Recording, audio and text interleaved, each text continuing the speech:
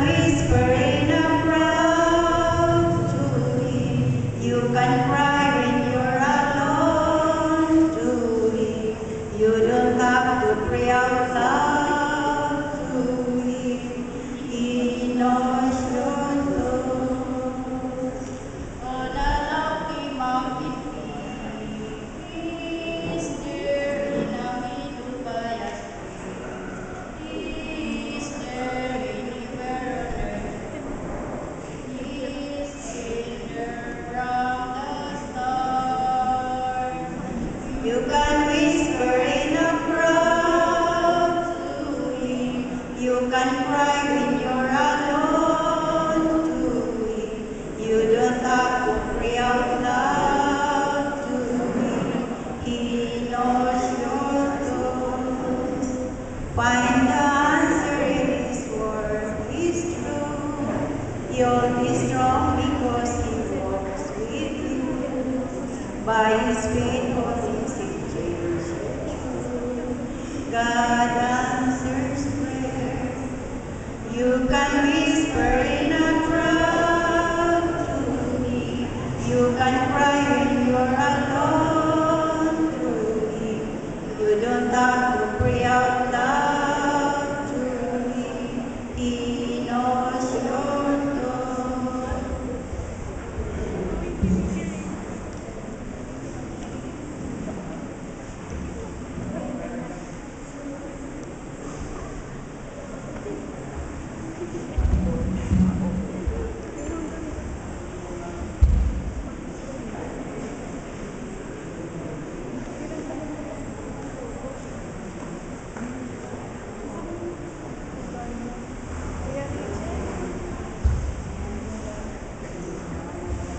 Magandang gabi po sa inyong lahat mga kapatid at happy meeting ko. Ngayong gabi po, ang paksa kong dadalhin ko po sa inyo ay may pinamagatang Our Day of Opportunity.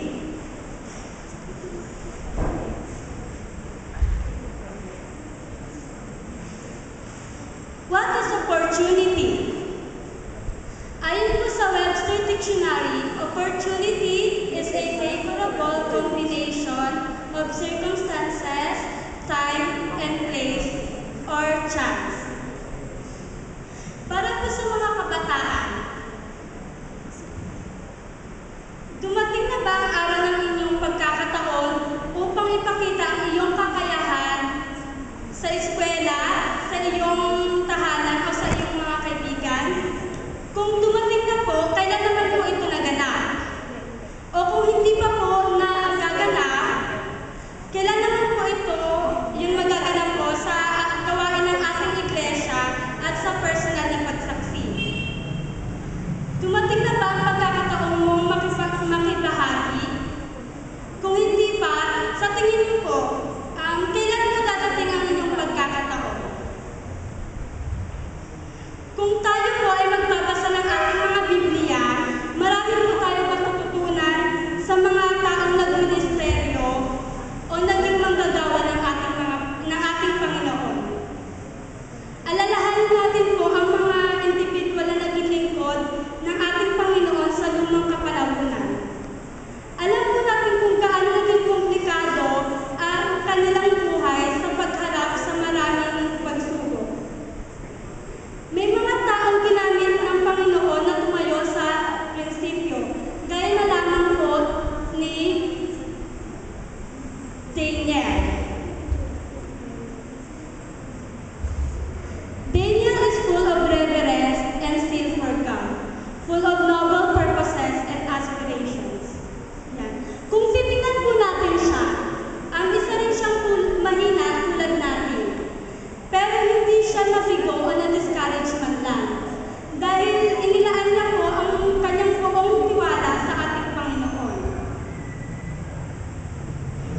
Lahat po tayo ay maaaring maging manggagawa ng ating Panginoon kung ang ating Panginoon ang gagawin nating first, last, and best sa lahat ng bagay.